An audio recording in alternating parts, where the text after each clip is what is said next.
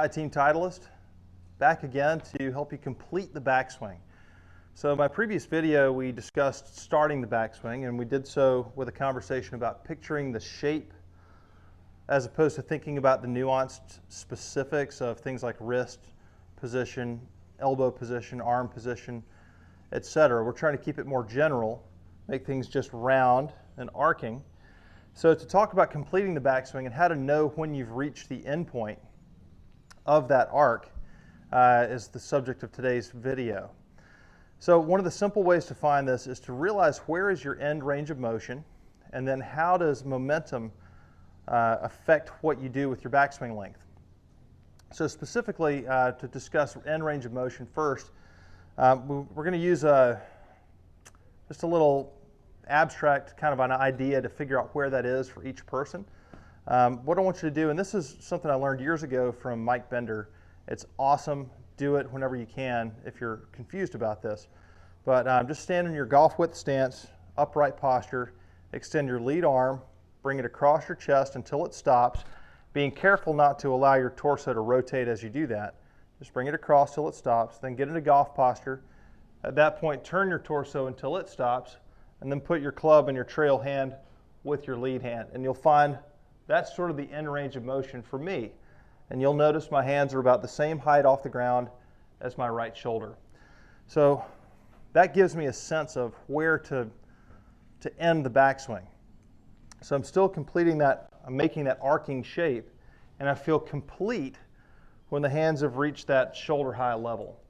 Now notice, just to give you specific people a little bone here, my hip is not going to slide out to the right as I do that. It's just going to move behind me, right? I'm just following that arc up to shoulder high with the hands.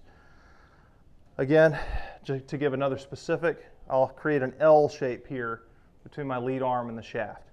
Okay, that's not happening because of any specific wrist cocking action that I'm creating. The wrist cock happens because of momentum.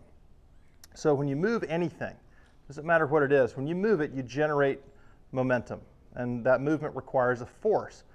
So the more force you apply and the more rapidly you accelerate that force, then the more momentum you put into the whole system. So if I go quickly back, I'm likely going to overrun my end range point, and my posture will change, my contact quality will suffer as a result.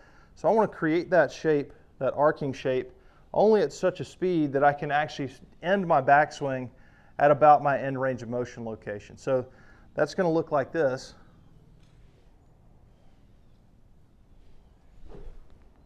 Right, and go ahead and finish the swing from there.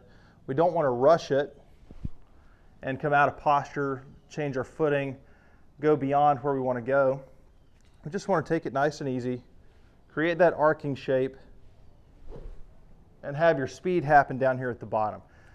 Okay, that's completing the backswing. Work at it for a bit and let me know what questions you have. Don't let momentum drag you too far, and don't think specifically about how to cock your wrist. You let the momentum of the swing do that for you, right? Notice how late that wrist cock happens.